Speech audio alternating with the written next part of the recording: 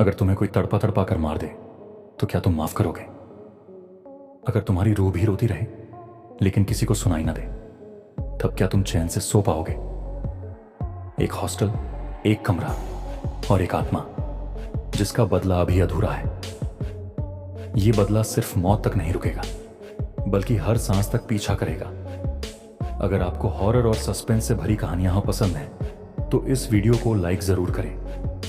क्या आप अकेले हॉस्टल के रूम नंबर 306 में रात गुजार सकते हैं?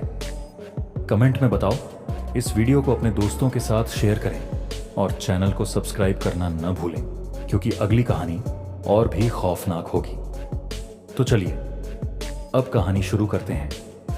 रिया एक मासूम और जिज्ञासु लड़की अपनी पढ़ाई के लिए ब्लैकवुड गर्ल्स हॉस्टल में आई थी। हॉस्टल बेहद पुराना था और इसके बारे में कई डरावनी कहानियां सुनाई जाती थीं। कमरा रूम नंबर 306 था, जो हॉस्टल की सबसे पुरानी इमारत में था। हॉस्टल की वार्डन ने उसे यह कमरा देते हुए अजीब निगाहों से देखा और धीरे से कहा, अगर रात में कुछ अजीब लगे तो शीशे में मत देखना। शुरुआत में सब कुछ सामान्य था, लेकिन पहली ही रात जब रिया सोने जा रही थी तो उसे लगा कि कमरे की खिड़की के पास कोई खड़ा है। उसने ध्यान से देखा, लेकिन वहां कोई नहीं था। दूसरी रात जब वह वॉशरूम में गई तो उसे शीशे में अपनी परछाई से एक और परछाई जुड़ी हुई नजर आई। उसने डर कर पीछे देखा, पर वहां कोई नहीं था।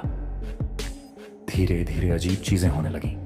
दरवाजे अपने आप बंद हो जाते। रात को कोई हल्की हल्की फुसफुसाहट में उसका नाम पुकारता, रिया। उसकी किताबों पर खून से लिखे संदेश उभरने लगे। मुझे इंसाफ चाहिए। रिया ने हॉस्टल की सफाई करने वाली बूढ़ी औरत से पूछा, इस कमरे में पहले कौन रहता था? औरत ने डरते हुए कहा, मत पूछो बिटिया। वो लड़की बहुत दुखी आत्मा थी। रिया को पता चला कि इस कमरे में कभी निशा नाम की लड़की रहती थी। वह एक सीधी सादी स्टूडेंट थी, लेकिन कुछ सीनियर लड़कियों ने उसके साथ बहुत बुरा किया। उन्होंने उसके साथ रैगिंग के नाम पर हैवानियत की थी। रात को उसे ठंडे पानी में डुबोकर तड़पाया जाता। उसे हॉस्टल के अंधेरे बेसमेंट में बंद कर दिया जाता। उसकी चीखों को म्यूजिक सिस्टम की तेज आवाज में दबा दिया जाता। एक रात जब उसकी हालत बहुत खराब हो गई तो उन लड़कियों ने उसे मार डाला और उसकी लाश को हॉस्टल के पीछे बने कुएं में फेंक दिया। लेकिन निशा की आत्मा मरी नहीं थी। वह वापस आई थी बदला लेने के लिए। धीरे धीरे हॉस्टल की लड़कियां एक एक करके गायब होने लगीं। पहली लड़की रात को जब बाथरूम गई तो अगली सुबह उसकी लाश शॉवर से लटकी मिली। दूसरी लड़की, उसके पूरे शरीर पर नाखूनों से खरोंच के निशान मिले, जैसे किसी ने उसे नोच नोच कर मारा हो। तीसरी लड़की कमरे में सो रही, लेकिन जब सुबह हुई तो उसकी आंखें सफेद हो चुकी थीं और उसकी जुबान बाहर निकली हुई थी। हर हत्या के बाद दीवार पर खून से लिखा मिलता। एक और सजा पूरी हुई। अब सिर्फ एक लड़की बची थी, श्रेया।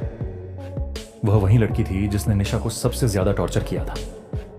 श्रेया ने डरकर हॉस्टल छोड़ने की कोशिश की, लेकिन जैसे ही वह बाहर निकली हॉस्टल का दरवाजा अपने आप बंद हो गया। तभी पीछे से एक जली हुई डरावनी परछाई उसके पास आई और फुसफुसाई, तुम भूल गई कि तुमने मेरे साथ क्या किया था श्रेया। श्रेया ने चीखने की कोशिश की, लेकिन उसकी आवाज निकल ही नहीं पाई। अगली सुबह हॉस्टल के गेट के बाहर श्रेया की लाश मिली।